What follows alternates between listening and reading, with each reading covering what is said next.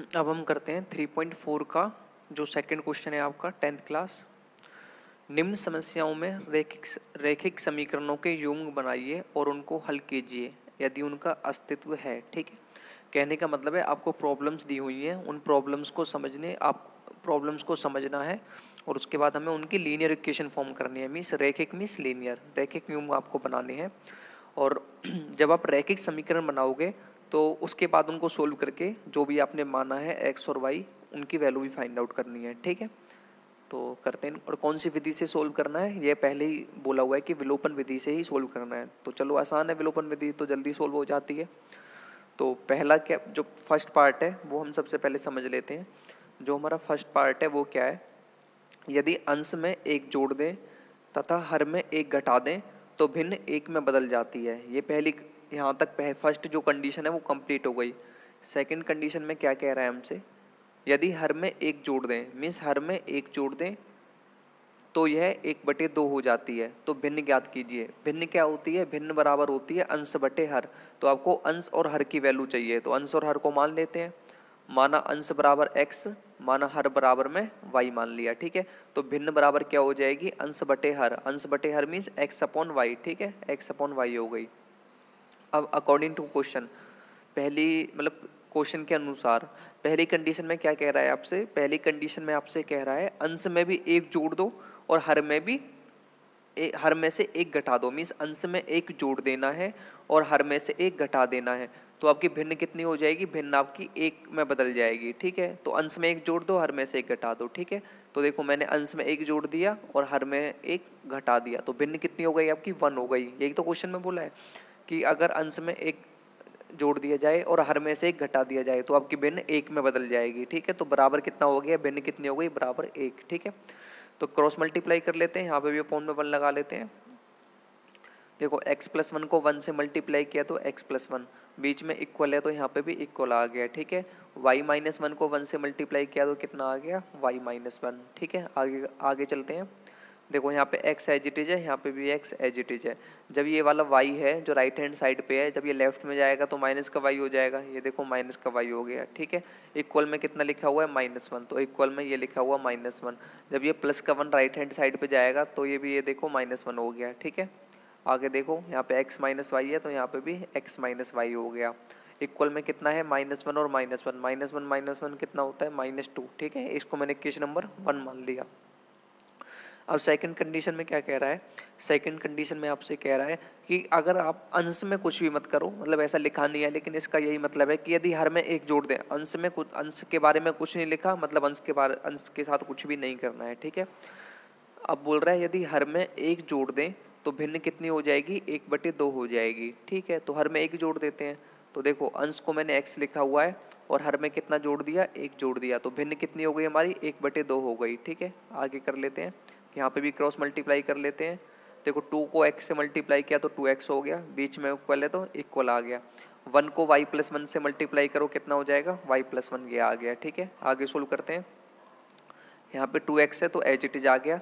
जब ये right hand side पे जो ये y है, जब ये लेफ्ट हैंड साइड पे जाएगा तो माइनस का हो जाएगा, तो y को मैं लेफ्ट हैंड साइड पे ले गया तो माइनस हो गया। Means 2x minus y equal में कितना बचा, यहाँ पे 1 है तो यहाँ पे भी कितना आ गया, 1 आ गया। ठीक है, इसको मैंने इक्वेशन नंबर 2 मान लिया। ठीक है, अब उसने ना एक बात बोली थी सेकंड क्वेश्चन में कि इफ मतलब अगर अस्तित्व में है तो ही सोल्व करना है।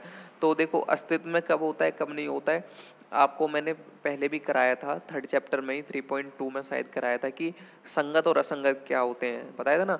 मीन्स संगत एक ही केस था जो संगत नहीं होता, बाकी सारे केस संगत होते हैं।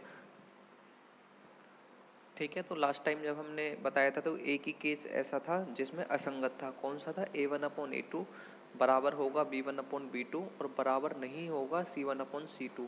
इस केस में क्या होता था, इस केस में आपकी समांतर रेखाएं आती थी और समांतर रेखाओं के केस में कोई भी हल नहीं होता क्योंकि समांतर रेखाएं एक दूसरे को कभी भी प्रतिच्छेद नहीं करती। ठीक है, तो यही बात थी इस वाले क्वेश्चन में। तो आपको सीधा सा वही केस ढूंढना है जिसमें समांतर रेखाएं, मीन्स जो केस आपका असंगत है। अगर कोई केस आपका असंगत आ जाए, मीन्स इक्वेशन आपकी असंगत हो जाए, तो आपको सोल्व नहीं करना है, लेकिन जब जब संगत आएगा तो आपको सोल्व करना है। ठीक है, तो देखो इसमें क्या है, ये हमारी इक्वेशन नंबर 1 है और ये हमारी इक्वेशन नंबर 2 है, ये वाली 1 है और ये हमारी 2 है, ठीक है।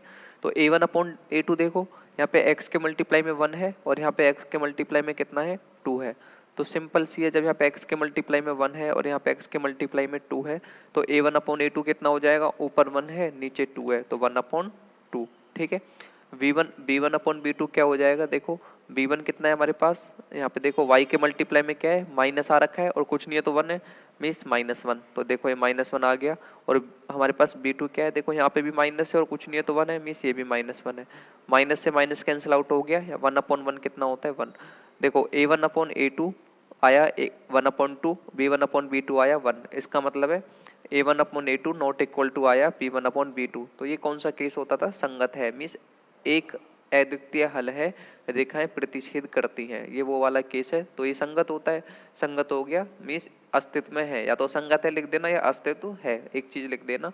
और उसके बाद हम इसको सोल्व कर लेते हैं विलोपन विधि से, ठीक है। देखो बहुत सिंपल है इसको सोल्व करना, ध्यान से। आप सिंपली चाहो तो यहाँ पे भी देखो x है, यहाँ पे 2x है, यहाँ पे -y है और यहाँ पे भी -y है, मीन्स देखो y के जो कोफिशिएंट यहाँ पे भी -1 है और यहाँ पे भी -1 है, मीन्स y के कोफिशिएंट आपके इक्वल हैं। जब y के कोफिशिएंट आपका इक्वल है तो आपको किसी से मल्टीप्लाई करने की जरूरत नहीं है, किसी से डिवाइड करने की जरूरत नहीं है, सीधा समीकरण 1 से 2 घटा दो या समीकरण 2 से 1 घटा दो, जैसी आपकी मर्जी हो, ठीक है। तो वही कर लेते हैं, समीकरण 1 से समीकरण 2 घटाने पर, तो ये समीकरण 1 था, ये समीकरण 2 था, ठीक है।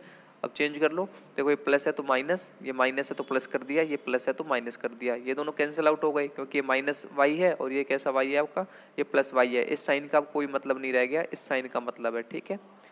चेंज होने के बाद जो साइन आता है उसका मतलब होता है। तो x में से 2x माइनस हो जाएगा, कितना बचेगा, -x बचेगा, ये लिखा हुआ, यहाँ पे इक्वल है तो यहाँ पे भी इक्वल लिखा हुआ है, ठीक है। देखो -2 और -1 कितना हो गया, -3, ठीक है। माइनस से माइनस कैंसिल आउट हो गया, यहाँ पे कितना बचा x और यहाँ पे कितना बचा 3, तो x बराबर 3 आ गया, ठीक है। अब जो वैल्यू ऑफ x है आप उसे इक्वेशन 1 में पुट कर लो, 2 में पुट कर लो, जिसमें मर्जी उसमें रख लो, ठीक है। y निकल के आएगा, तो मैंने किस में पुट किया है, 1 में, तो x का मान समीकरण 1 में रखने पर, ठीक है। समीकरण 1 क्या था, x minus y equal to -2, ये आपका समीकरण नंबर 1 था, इसमें 3 रख दो, तो x इक्वल टू, मैंने यहाँ पे x को हटा के क्या लिख दिया, 3 माइनस वाई इक्वल टू -2 आ गया, ठीक है। अब देखो 3 को मैं राइट हैंड साइड पे ले जा रहा हूँ, -y एज इट इज है, 3 राइट हैंड साइड पे गया तो माइनस का हो गया, मीन्स -2 यहाँ पे एज इट इज, ये -3 आ गया, ठीक है। -y इक्वल टू -2 और -3 कितने होते हैं, -5, माइनस से माइनस कट गया तो y इक्वल टू कितना आ गया, 5, ठीक है। देखो x 3 आ गया, y 5 आ गया, मीन्स अंश आपका 3 आ गया और हर कितना आ गया, 5 आ गया, तो भिन्न क्या हो गई, अंश बटे हर, तो भिन्न आपकी हो गई 3/5, ठीक है, 3/5, तो ये आपकी भिन्न बन गई।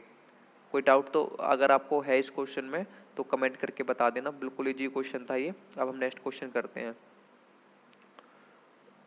देखो नेक्स्ट क्वेश्चन क्या है, 5 वर्ष पूर्व नूरी की आयु सोनू की आयु की 3 गुनी थी, मीन्स 5 साल पहले जो नूरी की आयु है वो सोनू की आयु की कितनी है, 3 गुनी थी, ठीक है। मीन्स नूरी की आयु ज्यादा है, कितनी, 3 गुना ज्यादा है, ठीक है। और ये पहली कंडीशन पूरी हो गई। अब सेकंड कंडीशन देखें, 10 वर्ष पश्चात, मीन्स 10 साल बाद नूरी की जो आयु है सोनू की आयु की कितनी हो जाएगी, 2 गुनी हो जाएगी, ठीक है। इस बार 2 गुनी बोल रहा है, पहले 3 गुनी बोल रहा है, ठीक है। नूरी व सोनू की आयु ज्ञात कीजिए, ठीक है। तो मान लेते हैं जो पूछा होता है वही मानते हैं, तो नूरी और सोनू की आयु निकालनी है, ठीक है। तो माना नूरी की वर्तमान आयु बराबर x वर्ष, ठीक है। माना सोनू की वर्तमान आयु बराबर y वर्ष, ठीक है। अब देखो 5 वर्ष पूर्व की बात हो रही है, तो 5 वर्ष पूर्व नूरी की आयु, ठीक, कितनी हो जाएगी, 5 वर्ष पूर्व नूरी की आयु x माइनस 5 वर्ष, और 5 वर्ष पूर्व सोनू की आयु कितनी हो जाएगी, 5 वर्ष पूर्व सोनू की आयु बराबर कितनी हो गई, y माइनस 5 वर्ष, ठीक है, y माइनस 5 हो गया according to question. According to question क्या कह रहा है, क्वेश्चन में कह रहा है कि जो नूरी की जो आयु है वो कितने गुनी है, नूरी की आयु 3 गुनी है, कितने साल पहले, 5 साल पहले। तो देखो 5 साल पहले नूरी की आयु x माइनस 5 है और सोनू की आयु कितनी है, y माइनस 5 है। अब ये कह रहा है कि जो नूरी है उसकी आयु 3 गुना ज्यादा है, ठीक है। जब नूरी है जब उसकी आयु 3 गुना ज्यादा है तो बात बहुत सीधी है, आपको जो सोनू है उसकी आयु को 3 से गुना करना पड़ेगा। अगर आप सोनू की आयु को 3 से गुना कर देते हो तो वो आयु किसके बराबर हो जाएगी? नूरी की आयु के बराबर हो जाएगी। आपको समझ में आ रहा है ना? देखो सीधी सी बात क्या कहना चाह रहा है, ये कह रहा जब नूरी की आयु ज्यादा है तो आपको किसको गुना करना है? गुना सोनू की आयु को करना पड़ेगा। क्यों करना पड़ेगा? क्योंकि वो नूरी की आयु तो पहले से ही ज्यादा है, तो गुना करके हम सोनू की आयु को बराबर कर लेंगे नूरी की आयु के। ठीक है, तो नूरी की आयु कितनी है? x-5, लेकिन ये कितने गुना ज्यादा है? 3 गुना ज्यादा है। किससे ज्यादा है? सोनू की आयु से। तो सोनू की आयु कितनी है? y-5। तो y-5 को कितने से गुना कर लिया? 3 से गुना कर देता हूं अगर मैं सोनू की आयु को, तो वो बराबर हो जाएगी नूरी की आयु के। ठीक है, तो यहाँ पे x-5 है, यहाँ पे भी x-5 एज इट इज आ गया। ठीक है, यहाँ पे इक्वल है तो यहाँ पे भी इक्वल आ गया। देखो 3 को y से मल्टीप्लाई किया तो कितना हो गया? 3y। ठीक है, 3 को -5 से मल्टीप्लाई किया कितना हो गया? -15। ठीक है, देखो x यहाँ पे एज इट इज, तो यहाँ पे भी एज इट इज आ गया। यहाँ पे प्लस का 3y है, जब ये लेफ्ट हैंड साइड पे गया तो माइनस का 3y हो गया। ठीक है, इक्वल है तो हमारा इक्वल आ गया। यहाँ पे -15 है तो -15 आ गया। यहाँ पे माइनस का 5 है, राइट हैंड साइड पे गया तो प्लस का 5 हो गया। ठीक है, देखो x - 3y as it is, -15 + 5 कितना होता है? -10 होता है। ठीक है, तो एक समीकरण नंबर 1 बन गया। ठीक है, अब आपका जो सेकंड कंडीशन में क्या कह रहा है? 10 वर्ष बाद नूरी की जो आयु है वो सोनू की आयु की कितनी हो जाएगी? 2 गुना हो जाएगी। तो 10 वर्ष बाद नूरी की आयु कितनी होगी? x + 10, और 10 वर्ष बाद सोनू की आयु कितनी हो जाएगी? y + 10। अकॉर्डिंग टू क्वेश्चन क्या कह रहा है? नूरी की जो आयु है वो कितनी है? इस बार 2 गुना है। तो जब इसकी आयु 2 गुना है तो सोनू की आयु को 2 से गुना करेंगे तो वो बराबर हो जाएगी। किसके बराबर हो जाएगी? नूरी की आयु के। तो सोनू की आयु को 2 से गुना कर देते हैं, मीन्स 2 × y + 10। ठीक है, तो यहाँ पे x + 10 आ गया, एज इट इज आ गया। अब 2 से अंदर मल्टीप्लाई करो, 2 से y को मल्टीप्लाई करोगे तो 2y, 2 से 10 को मल्टीप्लाई करोगे तो 20 आ गया। ठीक है, आगे आगे सोल्व कर लेते हैं। यहाँ पे x है तो यहाँ पे भी x आ गया एज इट इज। यहाँ पे 2y है तो लेफ्ट में जाएगा तो माइनस का 2y हो जाएगा। इक्वल में कितना है? 20, तो यहाँ पे इक्वल में कितना आ गया? 20। यहाँ पे प्लस का 10 है, राइट हैंड साइड पे जाएगा तो माइनस का 10 हो गया। ठीक है, x - 2y as it is आ गया। इक्वल में 20 में से 10 गया तो कितना बचेगा? 10 बचेगा। ठीक है, ये हमारा 21 नंबर सेकंड आ गई। अब देखो समीकरण 1 और समीकरण 2 में x के कोफिशिएंट बराबर हैं। यहाँ पे भी सिंपल x लिखा हुआ है और यहाँ पे भी सिंपल x लिखा हुआ है। तो आप समीकरण 1 को 2 में से सिंपल घटा दोगे तो हो जाएगा। अच्छा, सबसे पहले चेक कर लें अस्तित्व है या नहीं है। तो a1/a2 निकालेंगे। यहाँ पे देखो a1 कितना है? 1, और यहाँ पे a2 कितना है? यहाँ पे 1 है, क्योंकि इसके समीकरण नंबर 2 में भी x के मल्टीप्लाई में कितना है? 1 है। ठीक है, तो a1/a2 कितना आ गया? 1/1 मीन्स 1 आ गया। अब b1/b2 देखें। देखो यहाँ पे b1 कितना है आपका? -3, और यहाँ पे b2 कितना है आपका? -2। तो -3/-2 ले लिया, माइनस से माइनस कैंसिल आउट हो गया था, 3/2। तो देखो a1/a2 1 है, b1/b2 3/2 है। ये दोनों एक दूसरे के बराबर बिल्कुल भी नहीं है। ठीक है, तो इसका मतलब अस्तित्व है। तो ये एक हल वाला केस है ना, तो अस्तित्व है। सिंपल संगत है तो अस्तित्व भी है। ठीक है, अब इसका आगे सिंपली इसको माइनस करके सोल्व कर लेते हैं। तो समीकरण 1 से समीकरण 2 घटाने पर समीकरण 1 क्या था आपके पास?